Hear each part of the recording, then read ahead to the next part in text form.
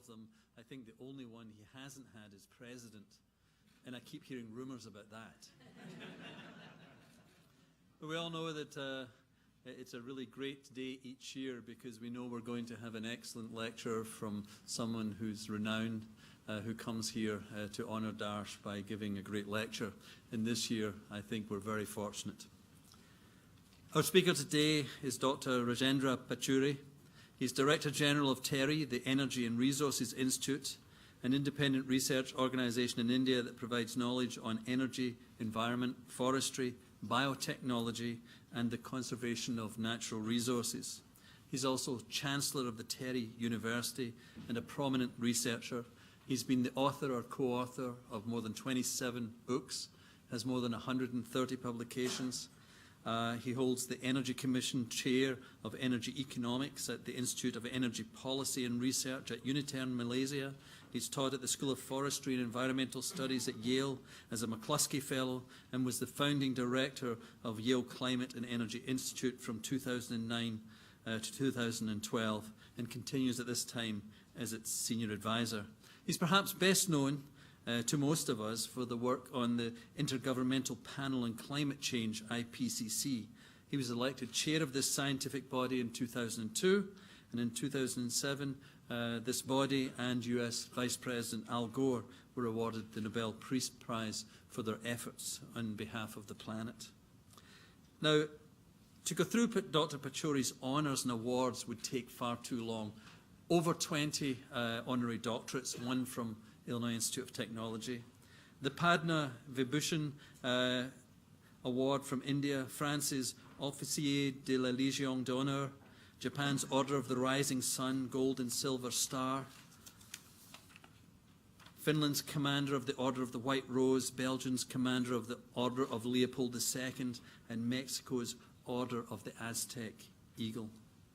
All this from someone who still plays cricket, has 590 wickets, tells me he can still swing the ball both ways, reckons he could still beat any English batsman, and is looking forward to his 600th wicket as a career milestone. It's really my pleasure to introduce our speaker today, Dr. Pachauri.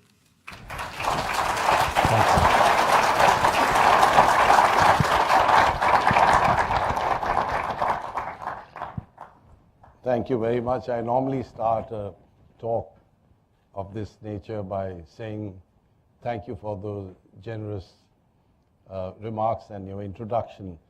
But I'm not going to say that because I'm particularly happy at the introduction and most definitely with the way you ended it, talking about cricket. That clearly is a passion in my life that I certainly would like to project. But let me thank Dr. Wasan for granting me this honor. Looking at those who've delivered this talk earlier, I certainly feel humbled. I also feel humbled because this remarkable institution and the president of this institution honored me with an honorary doctorate, which I'm very, very proud of, because IIT is a hub of innovation, of technological and human engineering that I think is precisely what you need in the world to take care of some of the most intractable problems that we have. I also feel that as an alumnus of sorts of this institution, it's a unique honor for me to stand here before you and to deliver the Darsh Vasan lecture. I'd like to start by saying that I think the world faces some very, very serious challenges. And in my view, the most fundamental requirement to deal with those challenges is to create a knowledge society. Now, for the first time in history, I think it has become absolutely essential and certainly very facile to see that knowledge which is generated in institutions like this spreads to the people. Because in the absence of that, I don't think you are going to be able to create the conditions for change that are really going to be able to deal with some of the growing mounting and often denied challenges that we are facing. So, in my view, what you really need is a carving out of new opportunities, new institutions, and new mechanisms by which you create knowledge and ensure that not only does it feed into the policy process, but that it also gets to people, the ordinary person on the street, at the grassroots level, because whether it's a democracy or even a totalitarian state, I think change will come about only based on the perception and the preferences of people that would see what lies beyond and what needs to be done to deal with some of the problems that we just see a hint of at this point of time, but which are obviously going to become far more serious and in some sense crippling to human society in the years ahead. Now, I'd like to turn to the very first slide, which in a sense epitomizes what I'm trying to convey. Problems cannot be solved at the level of awareness that created them. And Einstein was absolutely right about it. Now, in the process of industrialization, producing more and more goods and services, consuming more and more goods and services, we were perhaps carried away in having neglected the global commons. And one took the global commons for granted. You could utilize the services that the global commons provided.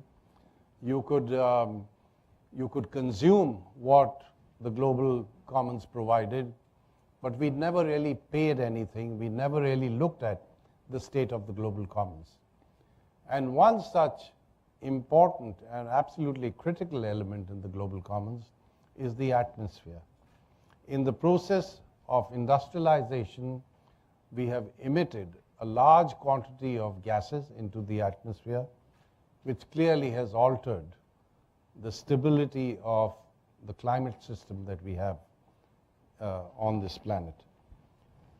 And let me say a little bit about the IPCC, which I have the privilege of chairing.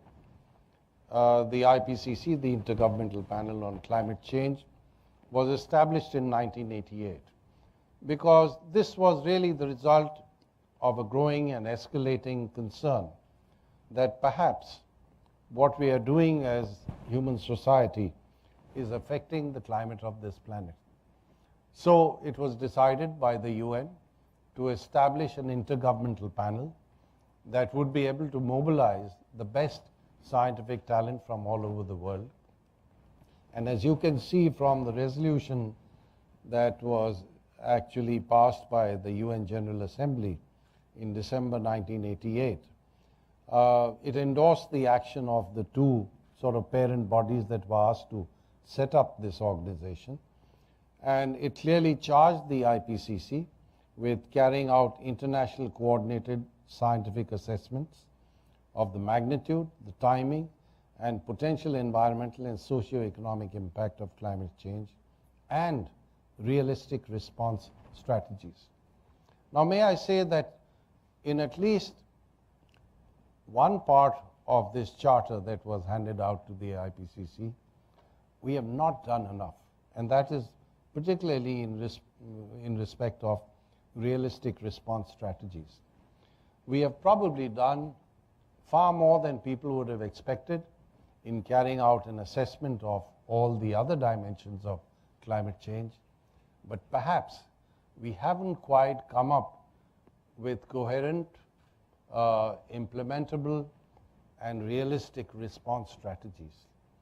And I think this is where it is for society to get into a dialogue on what needs to be done in terms of the response to climate change, both including adaptation measures, because let me say, and I'm going to elaborate on this a little more, whatever we do today, the impacts of climate change are going to continue for several decades because there's a certain inertia in the system. What has happened in the past several decades and perhaps a century and a half is something that's not going to vanish overnight. all that concentration of greenhouse gases in the Earth's atmosphere is going to continue to work.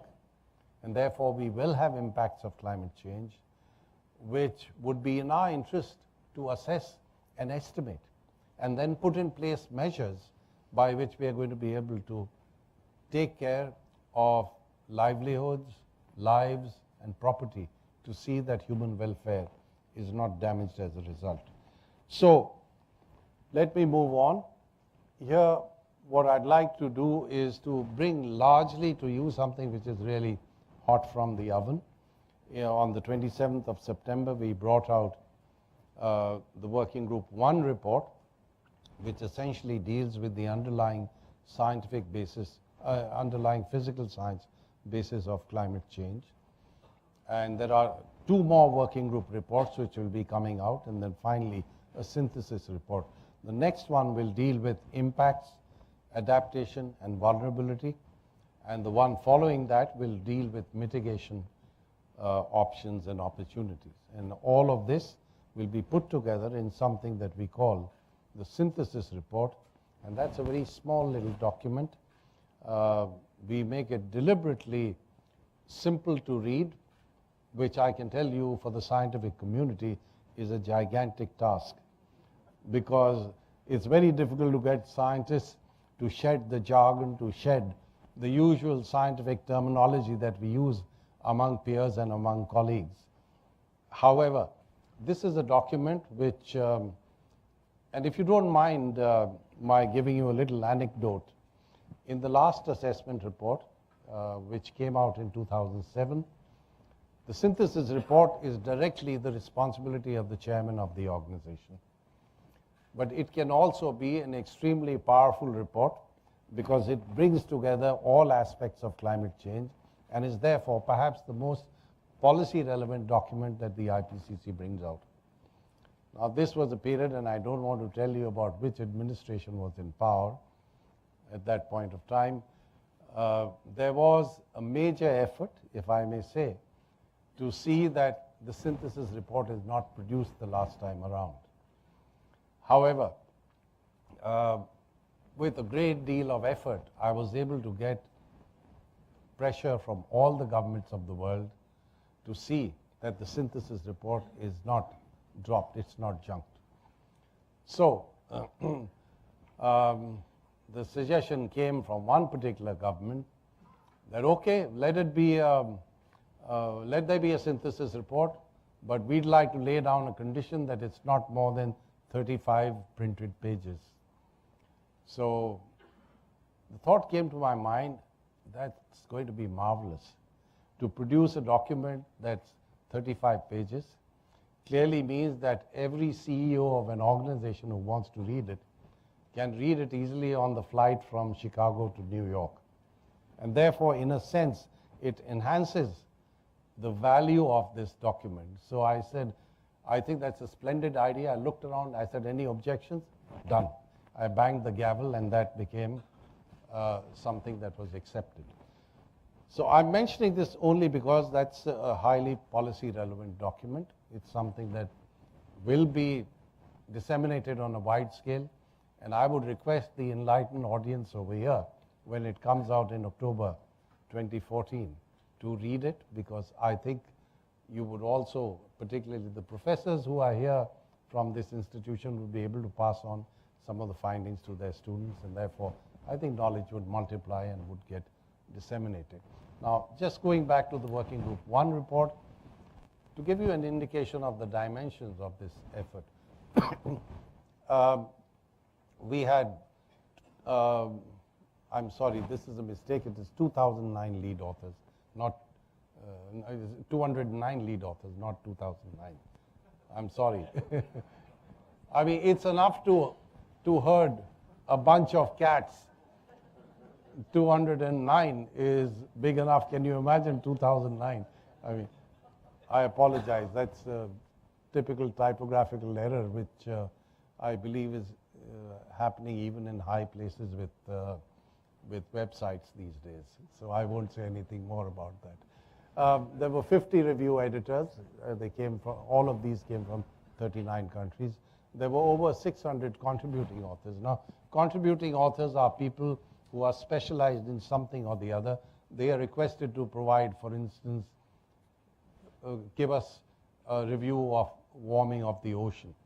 Tell us what's happening to sea level rise in some part of the world, and so on. So, they are very specialized, and they are asked to provide this as a contribution to the authors who actually write the report, the 209. We cited 9,200 scientific publications for this report, and this, may I say, included about 2/3 of the publications that actually came out after 2007. So in other words, there's a substantial amount of new knowledge and material over there. And at every stage of the drafting of the report, there are expert reviews and finally government reviews that are carried out, which result in comments that are provided. We got almost 55,000 comments, and this number is correct. It is in thousands.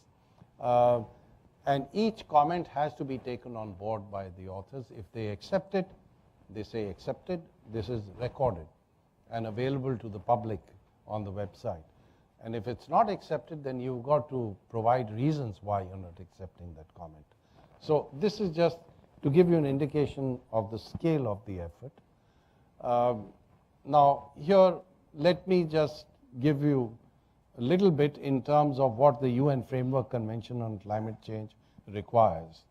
And the key phrase over here is that the convention is basically targeted at stabilization of greenhouse gas concentrations in the atmosphere at a level that would prevent dangerous anthropogenic interference with the climate system. Now, dangerous is something that science cannot define because that involves values and value judgments. You can provide all the scientific basis on the basis of which human beings can say this level is dangerous.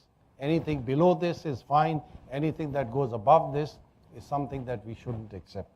But science and knowledge can certainly make it possible and practical for us to be able to come up with an understanding of what might be dangerous. So let me just give you some findings from the report. Warming of the climate system is unequivocal, as we said. And since the 1950s, there have been many observed changes that are unprecedented over decades to millennia. The atmosphere and the oceans have warmed, the amounts of snow and ice have diminished, and this is all on the basis of observed values and measurements. Sea level has risen, the concentration of greenhouse gases has increased, and each of the last 3 decades has been successively warmer at the Earth's surface than any preceding decade since 1850. Now, there is some degree of effort to tell the world that warming has slowed in the last decade. Now, that, I'm afraid, is nothing but a distortion, because 1998 happened to be an unusually warm year. And therefore, if you're going to look at temperature changes after that year, obviously you would find that the rate of warming would not be the same as what you had in the earlier decades. A very interesting analogy I found was from the quotation of someone in the insurance industry. He said, it's like saying that you set a world record for a 100-meter or 100-yard race, and then you ask the same runner to run a few more 100 yards, and if he slows down, then you say, my God, he's really running much slower than was expected. And the reality is that the base year that you choose from which you reckon the rate of change is an extremely important determinant of what you really get by way of an answer. But we have clearly established that the last 3 decades have been by far the warmest. And in fact, each of the 3 decades has been successively warmer at the Earth's surface than any preceding decade since 1850. And here you can look at what has happened with the heat that's been generated as a result of climate change. It's virtually certain that the upper ocean, that's right down to 7,000 meters, warmed from 1971 to 2010. And you see a picture of the change in global average upper ocean heat content. It's gone up quite sharply over the past 4 to 5 decades. And global average sea level change has also been significant. In fact, ocean warming dominates the increase in energy stored in the climate system, accounting for more than 90% of the energy accumulated between 1971 and 2010. Now, this also has some ecological implications because marine life is rather sensitive to temperature changes. And in fact, in several parts of the world, the fish that you could get as a large stock has moved to areas that were earlier much colder, but because of the warming have now become habitable for these species. So these are changes, and species migration in particular is going to be an important part of what we see with marine life in the future. These are other changes with the climate system. The northern hemisphere spring snow cover has gone down. Over the last 2 decades, the Greenland and Antarctic ice sheets have been losing mass. Glaciers have continued to shrink almost worldwide. Arctic sea ice and northern hemisphere spring snow cover have continued to decrease in extent. In fact, since the early 1970s, glacier mass loss and ocean thermal expansion from the warming together explain about 75% of the observed global mean sea level rise. So the two dominant factors that are leading to sea level rise are thermal expansion of the oceans and melting of the bodies of ice, particularly glaciers, because of course in addition to that you have ice sheets like Greenland and Antarctica, which are also melting. Now, if you look at CO2 and pH values in the oceans, this again is a source of concern. What you see over here are actual values that have been measured, and you've got CO2 in the ocean, which has increased substantially. In fact, these concentrations have increased by about 40% since pre-industrial times, largely from fossil fuel emissions and net land use change emissions, which means deforestation and so on, which has led to an increase in carbon dioxide in the atmosphere. And a good part of that has been absorbed by the oceans. And the ocean has absorbed about 30% of the emitted anthropogenic carbon dioxide, causing ocean acidification. And this, may I say, also has serious implications for marine life.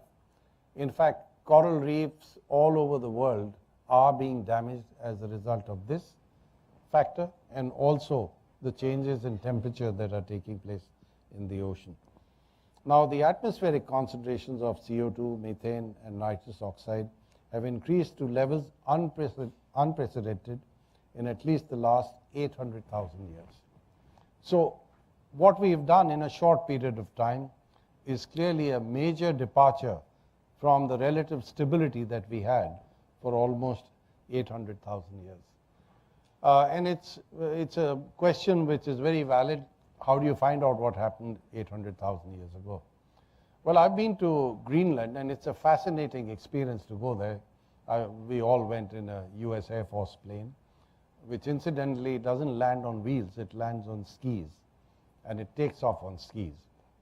And in Greenland, which is really a mountain of ice, about 3 kilometers high on average, they are drilling ice cores going down to depths which are related to the age when that ice was formed. And you can get the trapped gases over there. You can get a whole lot of other characteristics which can now be measured with substantial precision, and by which we can tell exactly what happened in periods of time that far back in time.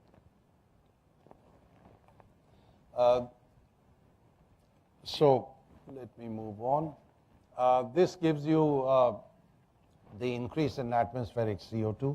And I'm sure you read the news item that in May of this year, in Mauna Loa and Hawaii, where they've been carrying out measurements for about 60 years now,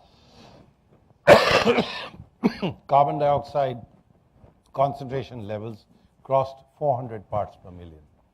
At the start of industrialization, the world on average had about 280 parts per million. So that's been an increase of about 40% in this relatively short period of time. Sorry, this is an Ayurvedic medicine which eases the throat problem that I have, unfortunately. So, you know, this is a clear reflection of what we have done to this vital global commons, the atmosphere of the Earth. Now, if you look at projections for the future, and this time the IPCC, which in the past used to come up with scenarios of the future, of what is plausible, has deliberately left the development of scenarios to the independent scientific community. And we've come up with these 4 different scenarios, some at the upper end where emissions continue to grow without any effort on the part of human society to curb them. And then as you go down, the lowest one is one where human action really limits emissions of greenhouse gases. So this gives us a range of what's likely to happen. Now, with all these 4 scenarios, we found that temperature increase essentially in this century is likely to exceed 1.5 degrees relative to 1850 to 1900 for all RCP scenarios except. So in other words, basically since industrialization, this is the kind of temperature increase we're likely to get. And it's likely to exceed 2 degrees for the upper 2 scenarios, and is more likely than not to exceed 2 degrees for the RCP 4 scenarios. So if you look at the future changes in the climate system, these are the ranges that we see, let's say, of global mean sea level rise. And what's something of deep concern is the fact that at the upper end, you might get sea level rise of what we have estimated as 0.98 meters. That means almost a meter. Now, if that's going to be the level of sea increase in the sea level, then clearly island nations like the Maldives, it's a nation of over 1,000 islands, and most of them are barely a meter above sea level. So they certainly would be threatened. And they would be threatened even before there's complete submergence. When I was elected as vice chairman of the IPCC in 1997, President Gayoom, and this session took place in the Maldives, President Gayoom addressed us, and he says, ladies and gentlemen, the hall where you're holding this meeting 6 years ago was under 1.5 feet of water because there was a massive storm surge and coastal flooding, as a result of which this small little atoll, this small little island, was completely covered with water. So there is therefore clearly a reason for us to see that the upper end of these projections are never really, don't become a reality. Because if that happens, clearly that would represent what you might term as dangerous. And if you look at future changes in the climate system, then global mean surface temperature increases as a function of cumulative total global CO2 emissions from various lines of evidence. And here, again, you would see that the range is fairly high, almost close to 5 degrees Celsius. And may I say that the difference in temperature between the glacial period and the interglacial period is no more than 5 degrees Celsius historically. So if we reach this level, then clearly we have very serious consequences on all life on this planet.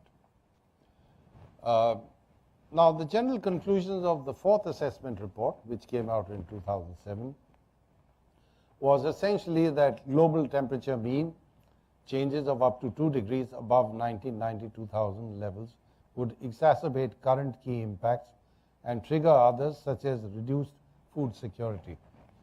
Because one of the major impacts of climate change is on the agricultural sector. Excuse me. And if temperature increase goes beyond a certain level, then the net effect is largely in terms of reduction in the yields of a large number of crops. And changes of 2 to 4 degrees would result in an increasing number of key impacts at all scales, such as widespread loss of biodiversity and decreasing global agricultural productivity. We had estimated, as a matter of fact, that if temperature increase is going to exceed 1.5 to 2.5 degrees Celsius, it's difficult to come with a single number. So we have to come up with a range of where this kind of impact lies. Then we found that 20 to 30% of the species that were assessed would be at the threat of extinction. Now, changes greater than 4 degrees Celsius would lead to major increases in vulnerability, exceeding the adaptive capacity of many systems. So regions that are already at high risk are more likely to be adversely affected in the near future by projected climate change and increases in the magnitude and frequency of extreme events. And the kinds of extreme events that, let me just go back, I just want to elaborate on this, that we need to be concerned about are heat waves to begin with. And in a special report that we brought out, we assessed that those heat waves which currently take place once in 20 years, by the end of this century would take place once in 2 years. We also said that extreme precipitation events are going to increase. And you already have that happening in several parts of the world, but the frequency and intensity of these events will increase much further across the globe. This is just a picture, and I don't want to go into each element of this, this table, but all I want to say is that water, ecosystems, food security, coastal areas, and human health are all going to be impacted by climate change. And what we have over here is temperature increases, and we have come up with some qualitative and to some extent quantitative assessments of what might happen in each of these ranges of temperature change. Now, without appropriate measures, climate change will likely exacerbate poverty, because the worst affected are going to be the poorest of the poor, and they clearly don't have the means, they don't have the infrastructure, and often they don't even have the information of what's going to happen.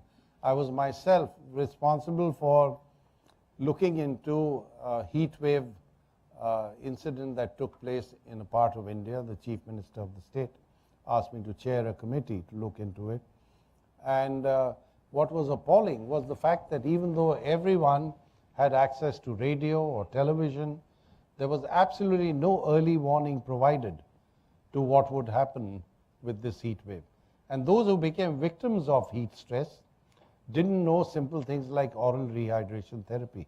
Now, all of this can easily be provided as information and instruction to people, but that was not done.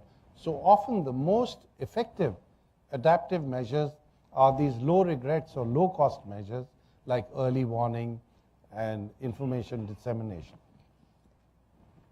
Societies, of course, have a long record of adapting to changes in climate, and adaptation is necessary to address impacts resulting from warming. But we know that this has to be integrated with sustainable development goals. Adaptation has to be part of the development agenda. However, adaptation alone is not expected to cope with all the projected effects of climate change. What we really need is a combination of adaptation at the local level and mitigation at the global level. Adaptation is necessarily and by definition something that has to be done at the local level. So local governance will have to be improved, local institutions will have to be strengthened, and most importantly, the involvement of people and communities is going to be absolutely crucial. Now, I just want to give you an indication of what it would take if we were to stabilize the Earth's atmosphere and therefore the climate. If we were to carry out effective and stringent mitigation, then I just want to draw your attention to the top line in this table to bring about a stabilization of global mean temperature around 2 degrees Celsius. And to do this at the least possible cost really implies that CO2 emissions need to peak no later than 2015. After that, they'll have to start declining. Now, that's just 2 years away. And therefore, we have very little time. Yes, you can do it much later, but the costs will be higher and the impacts of climate change will be far more serious. So this is a choice that human society has to make. Now, often we are told that the cost of mitigation is going to be prohibitive, is going to cripple the economy, it's going to lead to loss of jobs. But we have estimated that if you look at this diagram, the red line indicates GDP growth without mitigation. And the blue line is GDP growth with stringent mitigation. All you see is a little bending downwards of this curve, and on the basis of which the cost to the global economy would be no more than 3% of the global GDP, which means that the level of prosperity that you would normally reach in the year 2030 may be delayed by a few months or a year at the most. And that clearly is, to my mind, not a very high price to pay for avoiding some of the worst impacts of climate change. Now, there are also another set of reasons why you need to mitigate emissions of greenhouse gases. Firstly, it would lead to higher levels of energy security. It would lead to lower levels of pollution at the local level and therefore health benefits. And there would also most likely be much greater employment.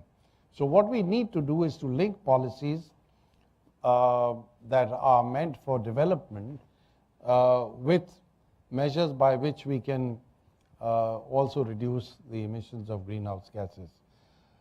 Now, of course, the one important article in the Framework Convention on Climate Change requires that the developed countries have to take the first steps. Why?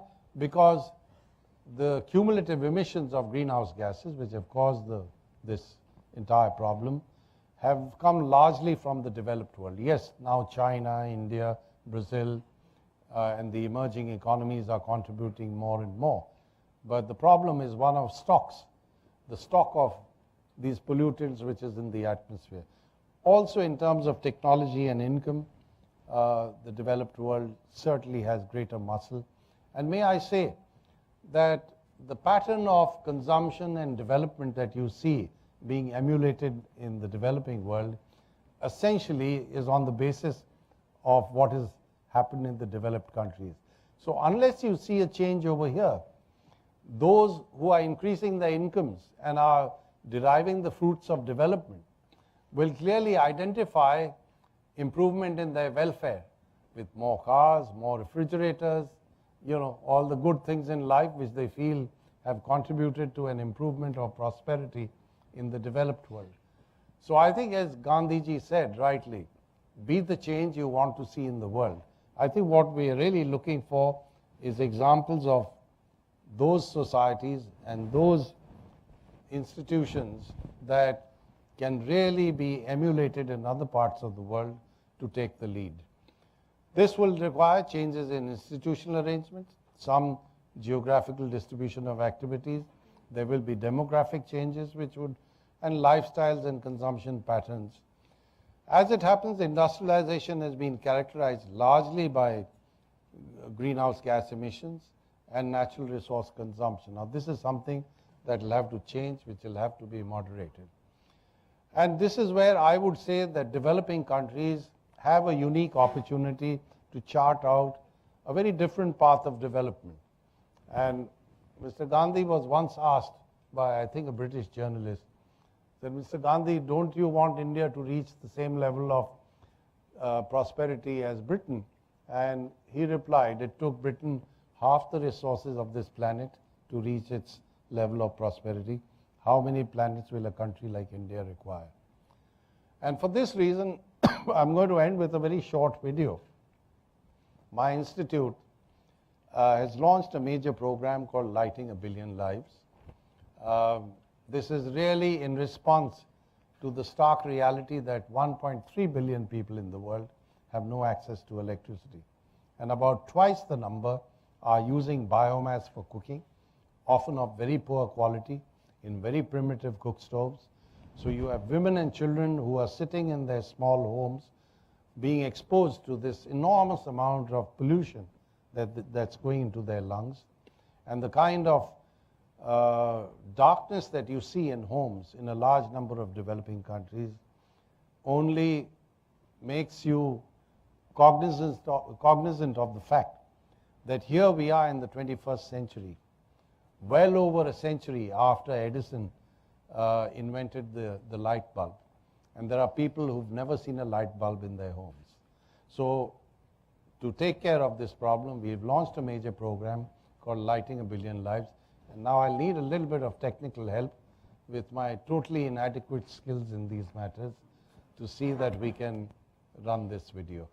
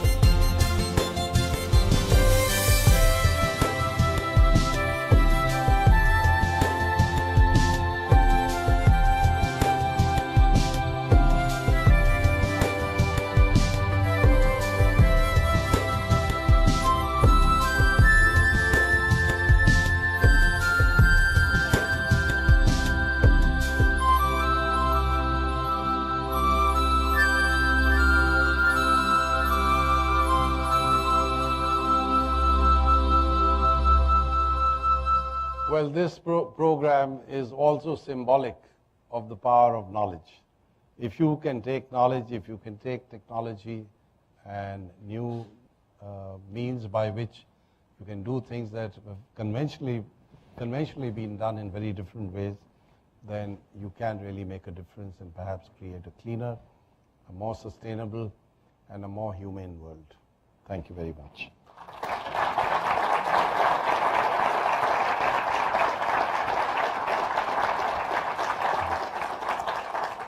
Yeah, thank you very much, Dr. Pachauri. We have time for some questions, so I'd open up the floor to questions. Chris. Thank you very much for your lecture. It was wonderful. One of the questions, one of the statements you made early on is that real change will happen when the population believes that there needs to be a change. And I would suggest that most people in this room agree with you and that there is something happening, that we need to act.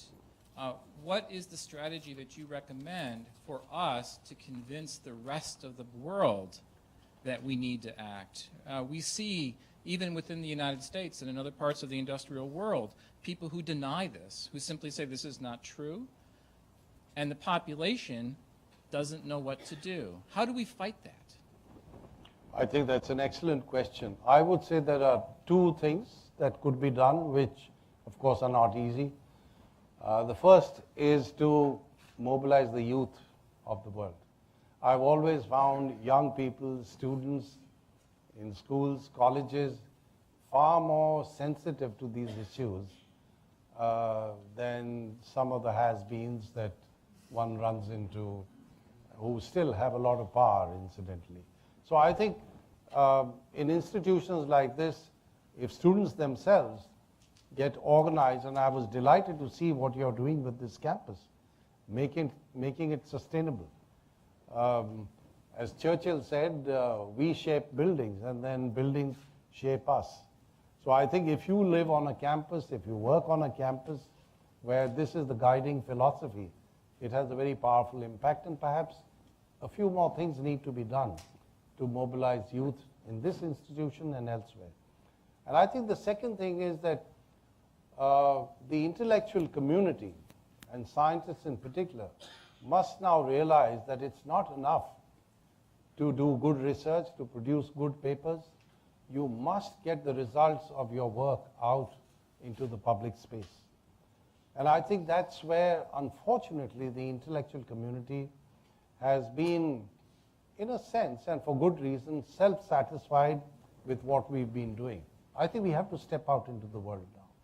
And if we were to do that and make sure that our responsibility of informing the public is not neglected, then perhaps we can create the seeds and the beginnings of change.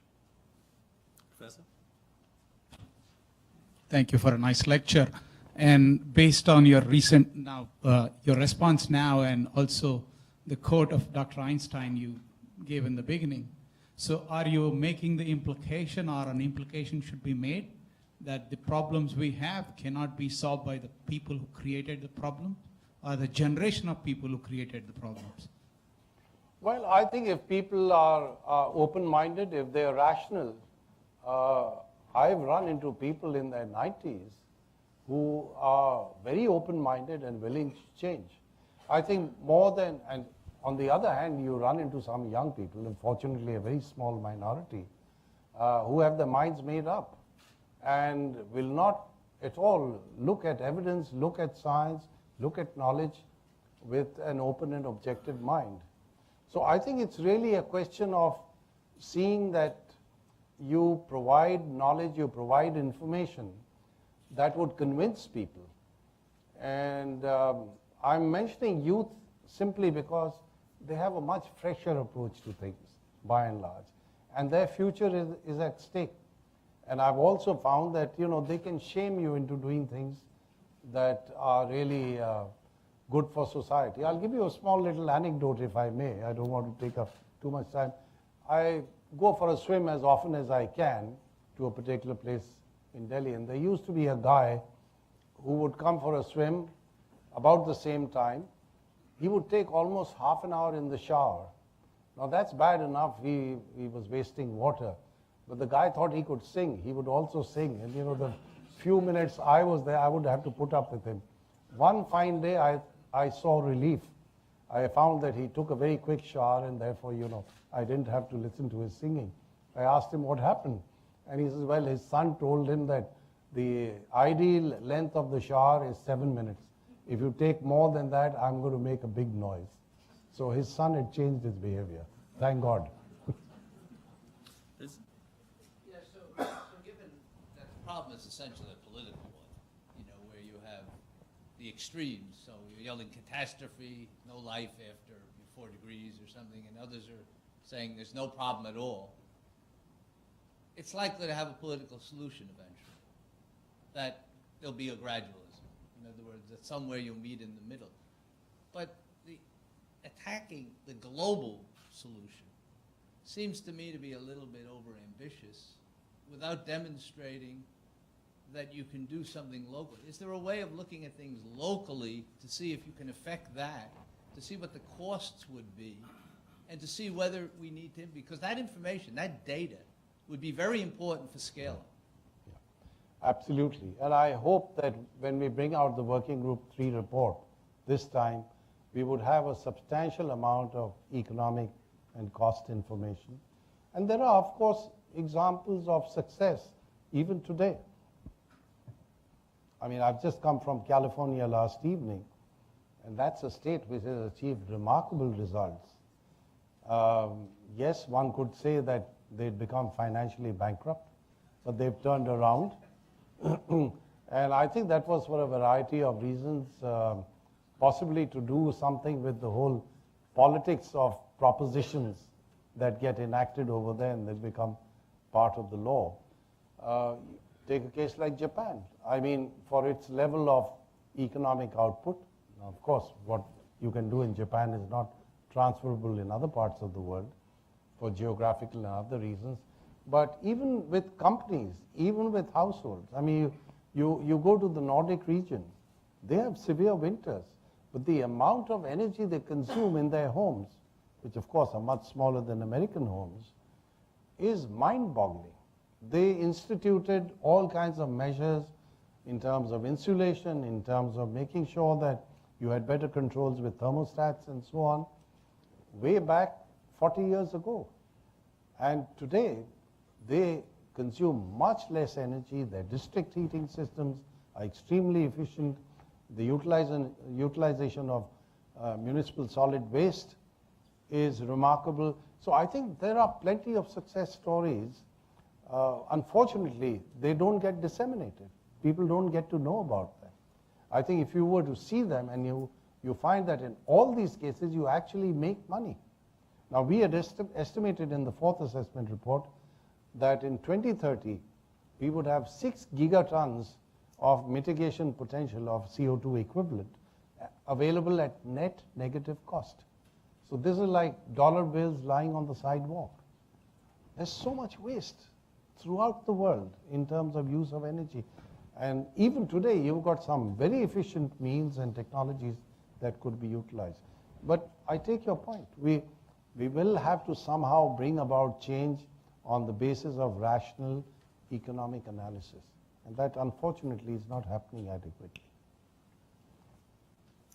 Here? In the middle here?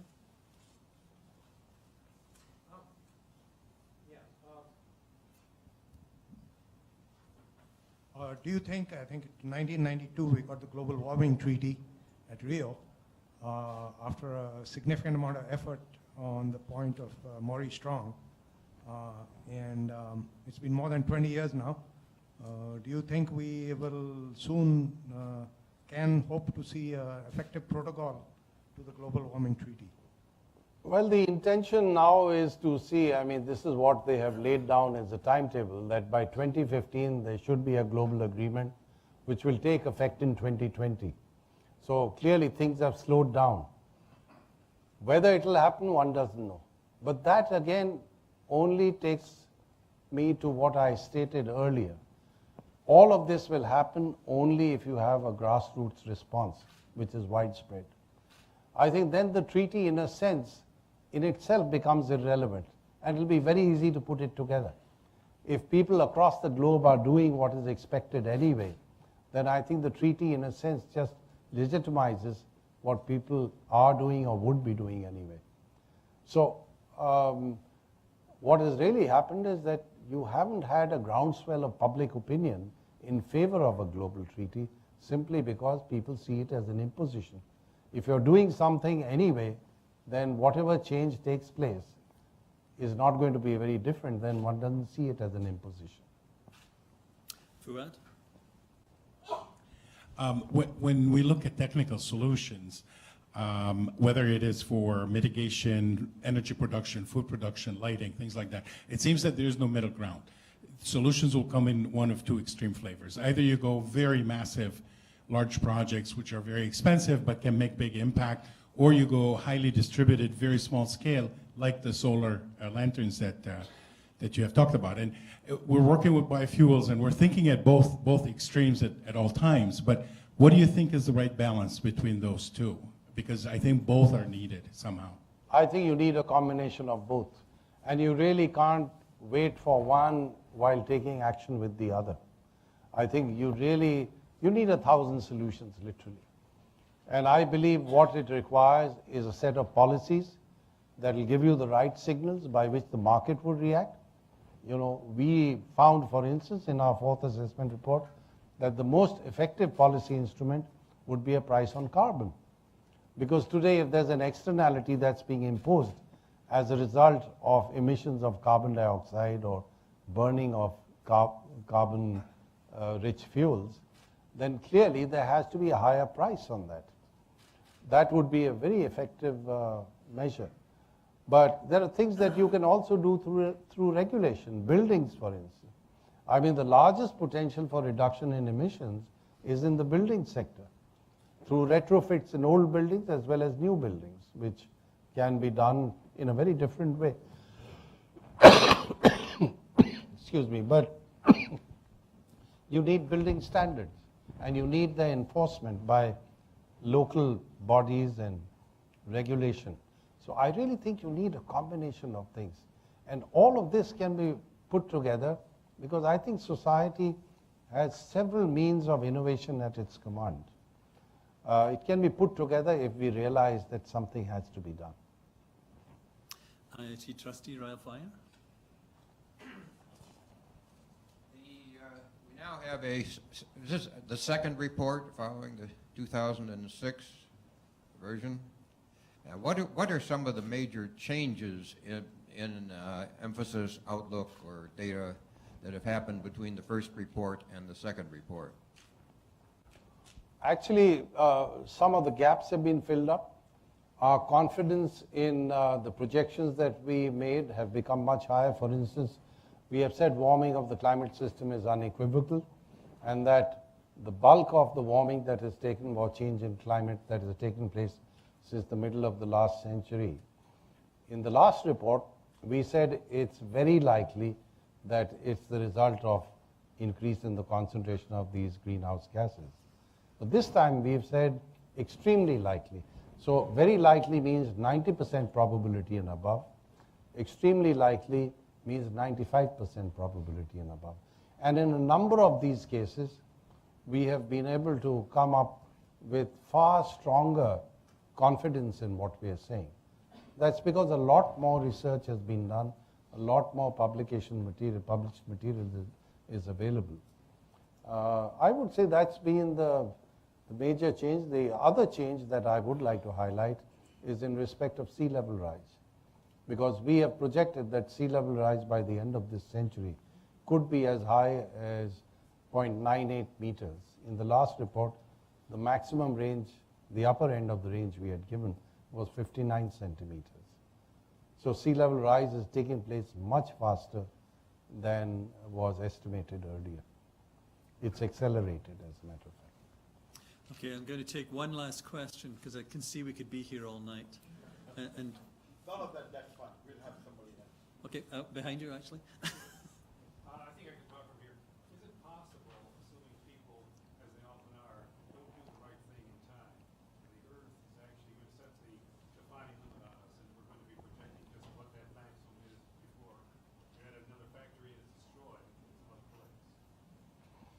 I think that's absolutely something that we need to be concerned about, because, as I said, one of the things that we have projected is an increase in extreme precipitation events. Now, whether Superstorm Sandy was part of that is very difficult to say, because you can't attribute to one single event the cause as being climate change. But if you look at the trend, if you look at the frequency and the intensity, that's very, very clear. So I'm afraid, I'm sorry to say this, it may require half a dozen Superstorm Sandys to change people's opinions. It might require a few disasters in several parts of the world that would convince people that climate change is for real. I hope we don't reach that point. And there again, Gandhi had said that a technological society has two choices. Either we wait for catastrophe to take place, by which our self-delusion, our myopic, I have the exact words, but essentially this is what he said, our myopic actions will make us victims of catastrophe. Or we have checks and balances. A more enlightened society and culture would, on the basis of information of possible catastrophe, take steps today. And I think we are empowered today with the kind of knowledge that would help us take decisions under these conditions. But maybe we need a few knocks on the head. I hope people can act before that happens. Well, at this time, let's thank our speaker. Thank you. Thank you. Thank you. Thank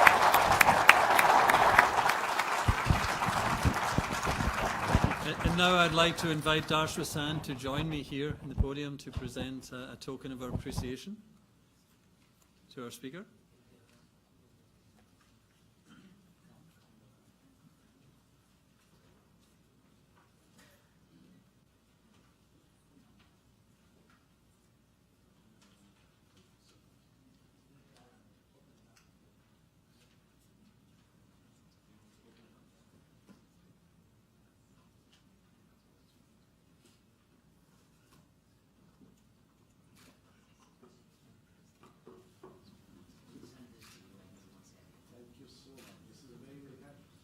Small token from what I can see. Thank you.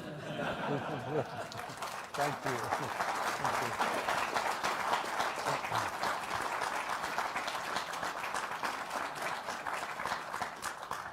Thank you very much. Thank you. Thank you so much. Well, everyone, I think we've heard a wonderful lecture. It's not often we hear Gandhi, Einstein, and Churchill being quoted in the same discussion of climate change, but all seemed appropriate.